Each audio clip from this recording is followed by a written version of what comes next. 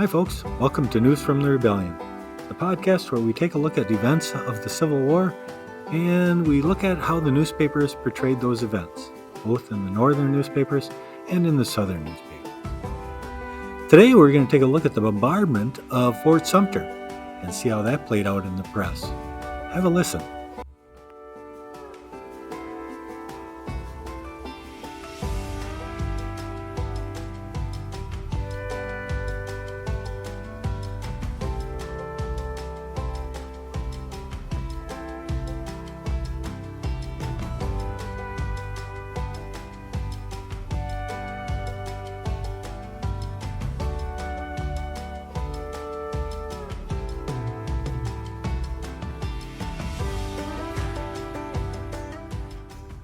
Harper's Weekly, New York City, New York, January 19, 1861. Why Mr. Thompson resigned. Washington, January 8, 1861. Sir, it is with extreme regret I have just learned that additional troops have been ordered to Charleston. This subject has been frequently discussed in Cabinet Council, and when, on Monday night, 31st December ultimo, the orders for reinforcements to Fort Sumter were countermanded, I distinctly understood from you that no order of the kind would be made without being previously considered and decided in Cabinet. It is true that on Wednesday, January 2nd, this subject was again discussed in Cabinet, but certainly no conclusion was reached, and the War Department was not justified in ordering reinforcements without something more than was then said. I learn, however, this morning, for the first time, that the steamer Star of the West sailed from New York last Saturday night with 250 men under Lieutenant Bartlett, bound for Fort Sumter. Under these circumstances, I feel myself bound to resign my commission, as one of your constitutional advisers, into your hands. With high respect, your obedient servant, J. Thompson. The President's message on the state of the country. The special message of President Buchanan in reference to the present agitated condition of the country, and particularly regarding the recent action of South Carolina, was on 9th sent to Congress. The message was prepared immediately on the departure of the South Carolina commissioners from Washington, after their ineffectual endeavor to induce the administration to surrender the fortifications in Charleston Harbor to the new state. The most important feature of the document is in reference to the execution of the federal laws and the protection of the federal property. The President says there is no alternative but to collect the revenue at Charleston and to protect the public property as far as practicable under existing laws. The right and duty to use the military and naval forces against those who illegally assail the government are clear and indisputable. But he considers the present state of things revolutionary and beyond executive control, and throws the whole responsibility of action in the emergency upon Congress, which alone has the power to declare war, or to remove a grievance which might lead to war. He therefore appeals to Congress to take some measures to preserve the Union, and suggests the restoration of the old 36 degrees 30 minutes compromise line as calculated to produce a good result. He alleges, as a reason for the delay in sending reinforcements to Major Anderson, that such an action would have furnished the pretext, if not the provocation, for aggression on the part of South Carolina, and at the same time admits that had Fort Moultrie been attacked, Major Anderson could not have held possession more than 60 hours. The New York Herald, New York, New York. Yes, April the 13th, 1861. Bombardment of Fort Sumter. Civil war has begun. General Beauregard, in accordance with instructions received on Wednesday from the Secretary of War of the Southern Confederacy, opened fire upon Fort Sumter yesterday morning at 27 minutes after 4 o'clock. Forts Johnson and Moultrie, the Iron Battery at Cummings Point, and the Stevens Floating Battery kept up an active cannonade during the entire day and probably during the past night. The damage done to Fort Sumter had been, up to the last accounts, considerable. Guns had been dismounted and a part of the parapet swept away. Major Anderson had replied vigorously to the fire which had been opened upon him, but our dispatches represent the injury inflicted by him to have been but small. The utmost bravery had been exhibited on both sides, and a large portion of the Charleston population, including 5,000 ladies, were assembled upon the battery to witness the conflict. Down to our latest advices, the battle had been carried on solely by the batteries of the revolutionists in Fort Sumter. The Harriet Lane, Captain Faunce, the Pawnee, and another United States vessel were off the harbor, but had taken no part in the conflict. The Harriet Lane is said to have received a shot through her wheelhouse. The opinion prevailed in Charleston that an attempt would be made during the night to reinforce Fort Sumter by means of small boats from the 3 vessels seen in the offing. No one had been killed by the fire of Major Anderson, and the casualties among the Confederate troops in the batteries were inconsiderable. There is, of course, no account of the loss, if any, among the garrison of Fort Sumter. Daily Telegraph, Painesville, Ohio, Friday morning, May 2nd, 1861. Telegraphic dispatches reported for this paper. Secessionists shot and hung. No armistice. The killed at Moultrie. New York, May 1st. Captain Carson of the schooner B.B. Pitts, from Charleston, states that he was at the wharf near Fort Moultrie during Sumter's bombardment, and that 60 dead bodies were carried across his track to land, and on Monday 40 more were carried out at one time and 60 at another. Captain Carson and mate saw and counted the bodies, and that all the soldiers were sworn to deny any loss of life. Washington Special to the World says arrangements have been made for the resumption of travel by rail via Baltimore and S. York, Pennsylvania. All Southern journals received today state that a large number of troops are gathering there, and the free Negroes are being pressed into the service. Nearly every portion of Washington and the district is connected by telegraph. Letters received today from Paris state that the French government is fully posted in American affairs, and no sympathy is felt for the Confederate States. The Post's Special says, arrangements are being made for the resumption of the Northern mail service. Scott will soon move his headquarters to Philadelphia. 30,000 troops are to be concentrated. General Bonham is reported as in command of the rebel troops in Virginia. Lord Lyons denies the report that he had solicited an armistice. A letter from a member of the 7th Regiment says 6 secessionists were caught on the 27th, and 2 were shot on the morning of the 28th. Another was to be shot on the next morning. Several had been arrested for tearing up the railroad track. A private letter from Annapolis says the brig Caledonia has 2 men hanging from her yard, one for smuggling powder and provisions to Charleston, the other for piloting the 7th Regiment into the Chesapeake Bay, with the intention that the Baltimorean secessionists should capture Annapolis before the 7th reached there. Daily Telegraph, Painesville, Ohio, Friday morning, May 3rd, 1861. How to do it? If it be the purpose of the powers that be, at Washington, as it is the wish and determination of the people, that the military preparations of the country now going on shall crush out effectually the rebellion in the Southern states, the course to be pursued is clear. The Southern states must be invaded by forces large enough to overawe and crush down all opposition. It is evident to our mind that when suitable forces are sent into the South, at places that the Union people will be numerous enough to assume the reins of government and put its wheels in the right direction. Thorough work must be done in this matter. We don't want another job of this kind for long years to come. Let them, the traitors, feel that the way of transgressor is hard in the most strictly literal sense, and we shall have heard of the last of the rebellion in our day. The Southern commissioners say that they gained the main object in going to Washington, which was to gain time for the South to arm themselves. The Richmond Examiner and the Richmond Inquirer both say that the Negroes offer to enlist to fight for the state of Virginia. After the fighting is over, the state will probably remove them by passage of laws to repel them from its precincts or to sell them into slavery. The killed at Charleston, it is stated on the authority of a soldier who has reached New York, and who was in Fort Moultrie during the fight, that for a time The carnage in Moultrie was terrible. This was in the forenoon of the first day.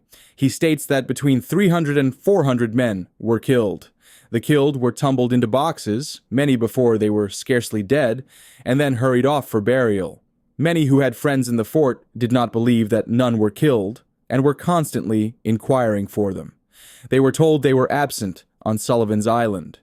Hurrying off by night of the dead for burial was the result of the Charleston authorities to disguise the slaughter from the people. The number of the murdered was very large. It is also stated upon credible authority that 150 men were killed at Morris's Island. The Daily Evening Transcript, Boston, Massachusetts. 1861, loss of life at Fort Sumter.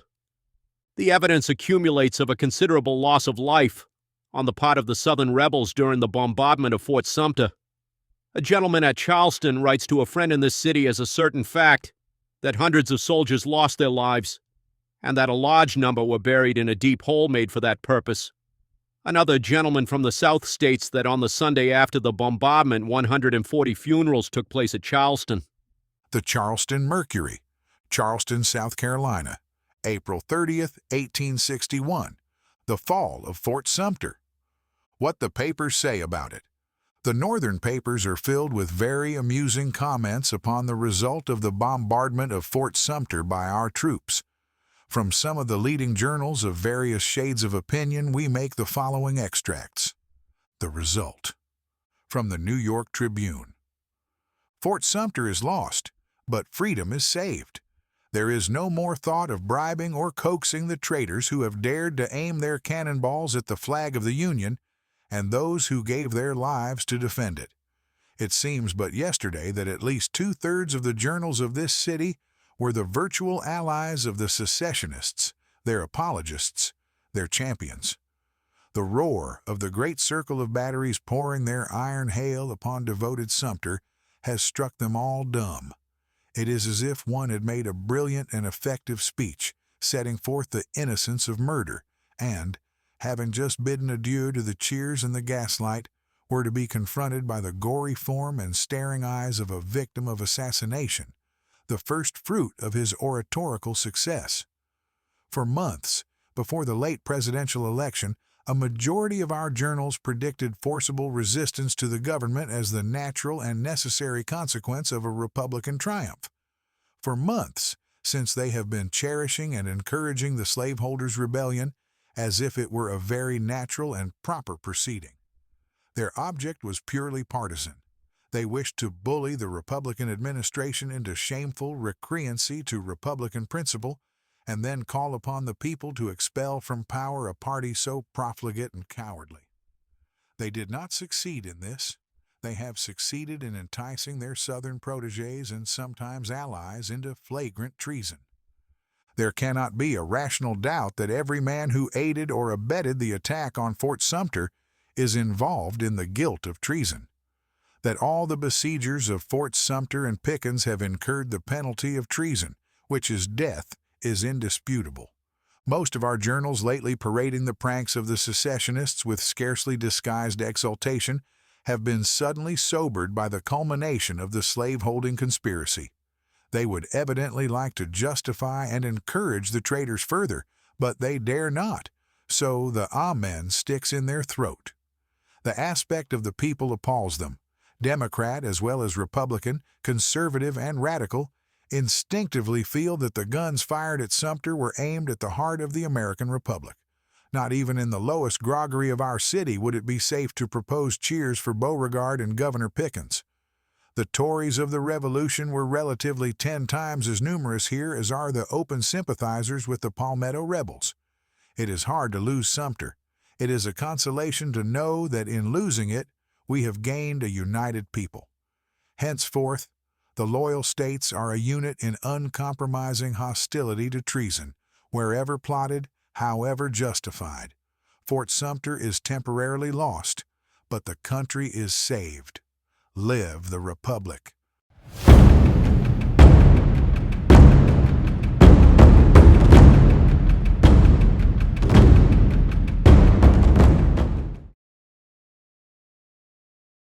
The Charleston Mercury Extra, Charleston, South Carolina, April 13th, 1861, the Battle of Fort Sumter. End of the fight, Major Anderson. All last night, the mortar batteries were throwing shells into the fort. At an early hour this morning, the gun batteries reopened their fire, which had been suspended during the night. Major Anderson replied about 7 o'clock with a vigorous fire. It appeared that he had become convinced that his fire against the Cummings Point batteries was ineffectual, for he now devoted his attention almost entirely to Fort Moultrie, the Dahlgren battery, and the floating battery.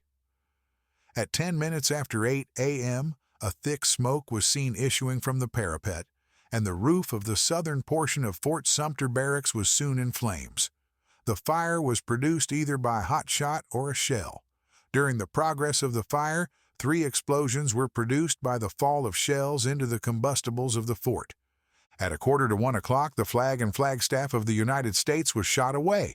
For some 20 minutes, no flag appeared above the fort.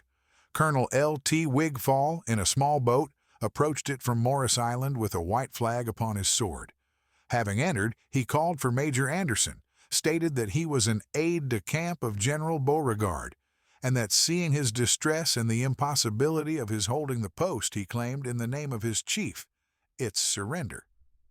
In reply to the inquiry, what terms will be granted, he stated that General Beauregard was a soldier and a gentleman, and knew how to treat a gallant enemy, but that Major Anderson could not make his own terms and must leave the details to General Beauregard.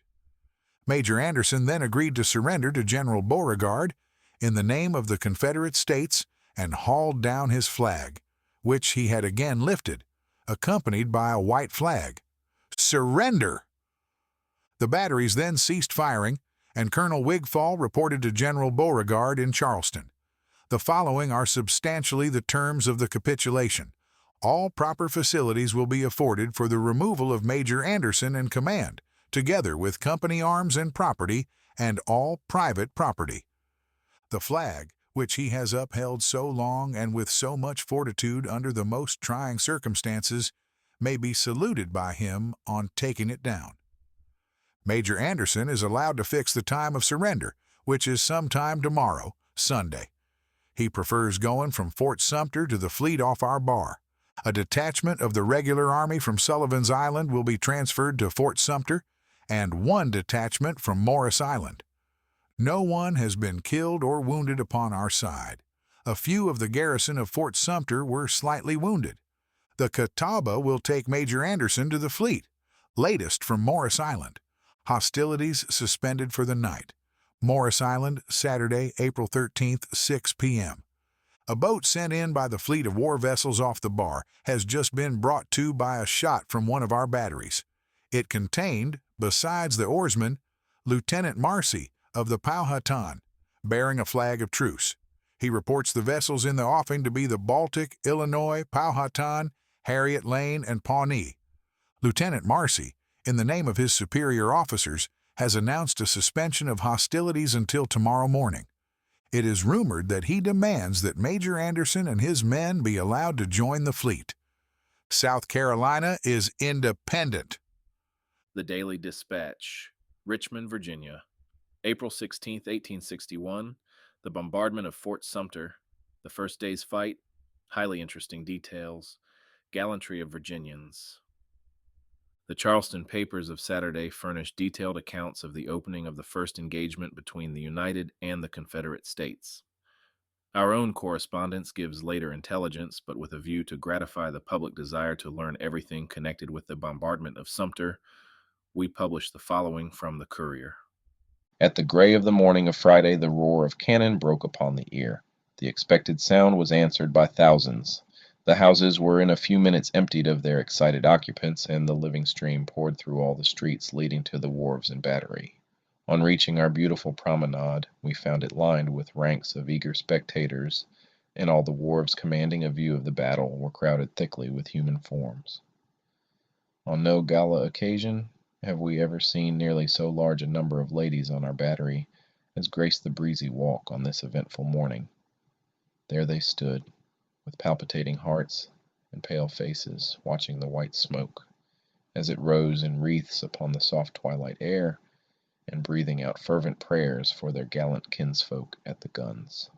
Oh, what a conflict raged in those heaving bosoms between love for husbands and sons, and love for our common mother, whose insulted honor and imperiled safety had called her faithful children to the ensanguined field.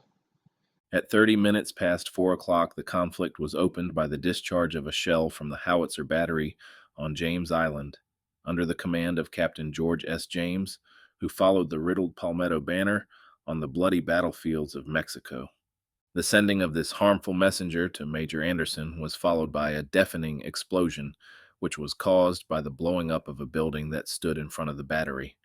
While the white smoke was melting away into the air, another shell, which Lieutenant W. Hampton Gibbs has the honor of having fired, pursued its noiseless way toward the hostile fortification. The honored missive described its beautiful curve through the balmy air, and falling within the hostile fortress, scattered its deadly contents in all directions. Fort Moultrie then took up the tale of death, and in a moment the guns from the redoubtable gun battery on Cummings's Point, from Captain McCready's battery, from Captain James Hamilton's floating battery, the Enfilade battery, and other fortifications spit forth their wrath at the grim fortress rising so defiantly out of the sea. Major Anderson received the shot and shell in silence, and some excited lookers-on, ignorant of the character of the foe, were fluent with conjectures and predictions that revived the hope fast dying out of their hopeful and tender hearts. But the short-lived hope was utterly extinguished when the deepening twilight revealed the stars and stripes floating proudly in the breeze. The batteries continued at regular intervals to belch iron vengeance, and still no answer was returned by the foe. About an hour after the booming began, 2 balls rushed hissing through the air and glanced harmless from the stuccoed bricks of Fort Moultrie.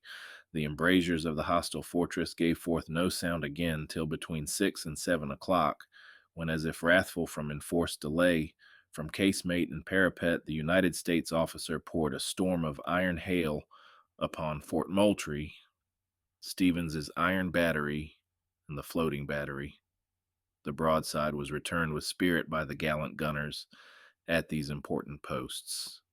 The firing now began in good earnest. The curling white smoke hung above the angry pieces of friend and foe, and the jarring boom rolled at regular intervals on the anxious ear. The atmosphere was charged with the smell of villainous saltpeter, and as if in sympathy with the melancholy scene, the sky was covered with heavy clouds, and everything wore a somber aspect.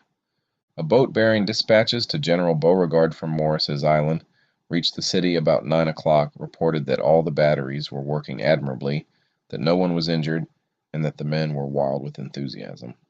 A short time after that happy news was received, the schooner Petrel from Hog Island Channel reported that the shot from Stevens's iron battery had told upon the walls of Fort Sumter, and also that Fort Moultrie had sustained no damage.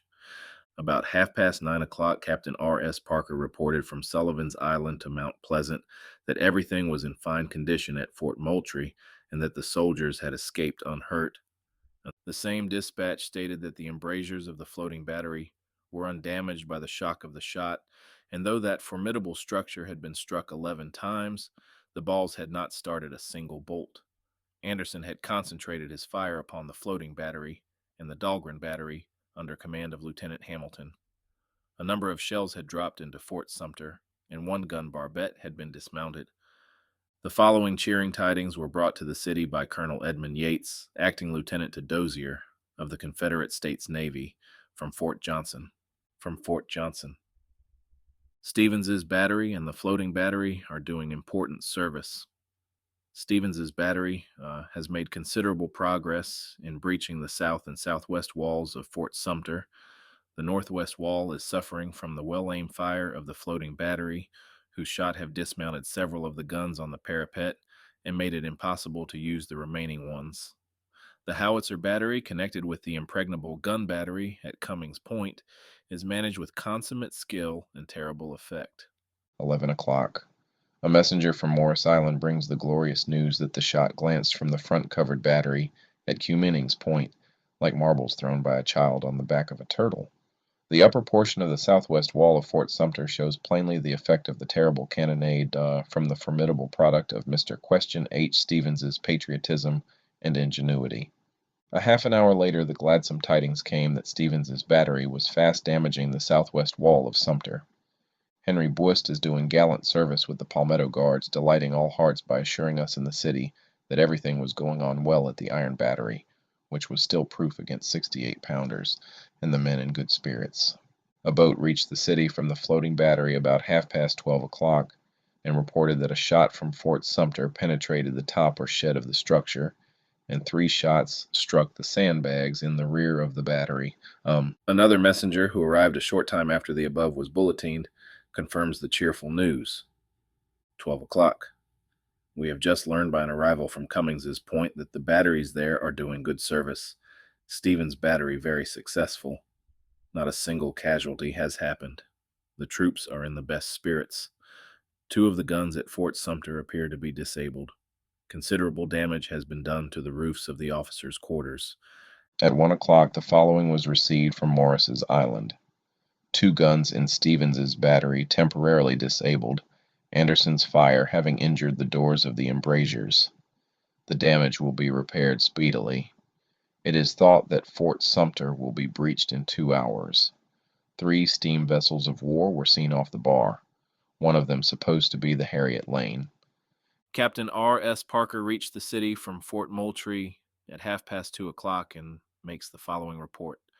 Captain Parker visited Fort Moultrie and the enfilading battery nearby and found all well and in high spirits.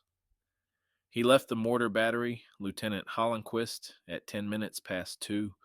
The soldiers stationed there are giving a good account of themselves.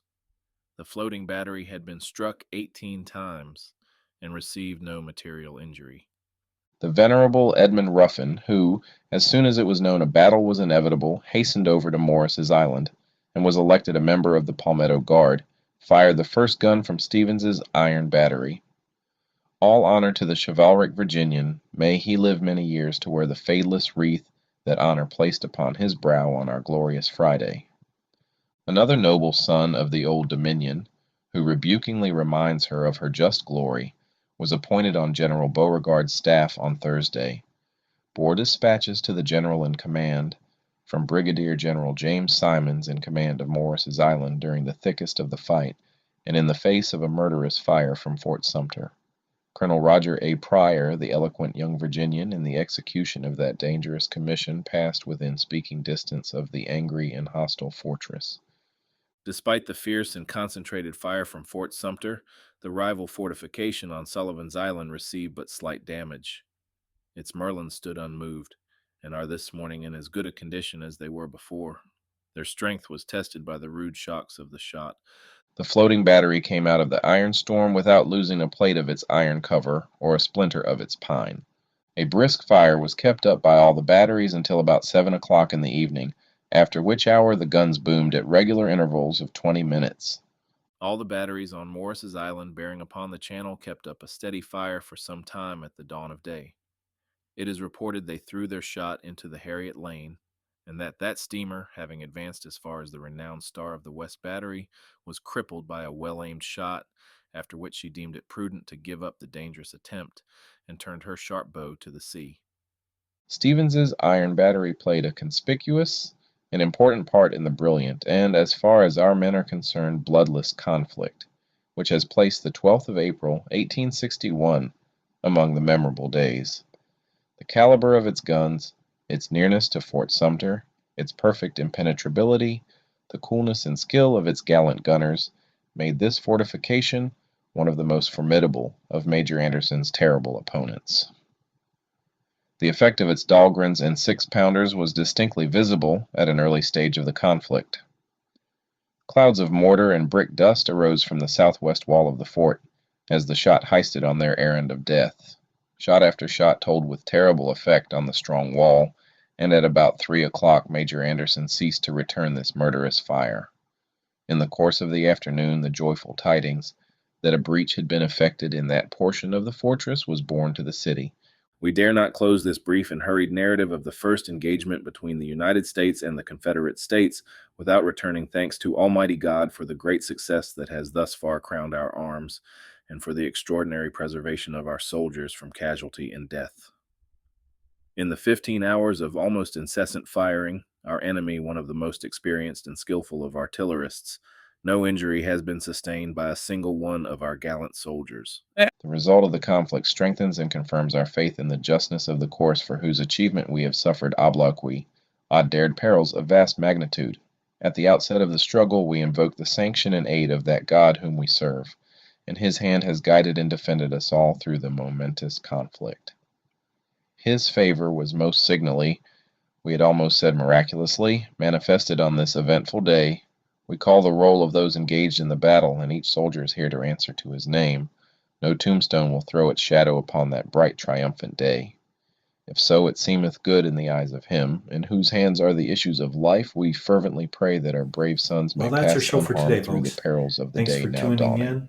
And if you enjoyed the show, please subscribe.